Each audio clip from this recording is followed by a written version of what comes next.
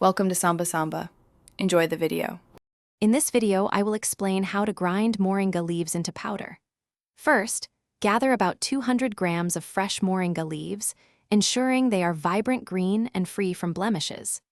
Next, gently wash them under cool running water to remove any dust or impurities. It's crucial to dry them completely, either by patting with a clean cloth or air drying for several hours, to prevent moisture from affecting the final powder. There are a few effective ways to dry your moringa leaves. A food dehydrator set to a low temperature, around 105 degrees Fahrenheit, works wonderfully, typically taking 4 to 6 hours. Alternatively, you can air dry them on a clean mesh screen in a shaded, well-ventilated spot for 2 to 3 days.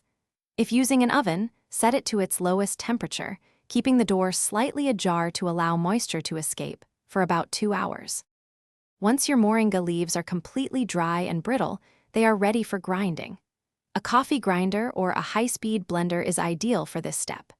Process the dried leaves in small batches, about 1/4 cup at a time, to ensure a fine and uniform powder. Grinding in smaller quantities prevents the machine from overheating and helps achieve that smooth, consistent texture we're aiming for. Congratulations, you've made your own moringa powder.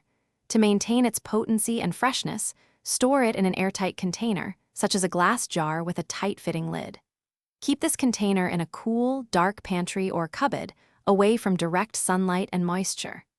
When stored correctly, your homemade moringa powder can retain its beneficial properties for 6 to 12 months, ready for your daily use. Thanks for watching. Consider subscribing if we helped you.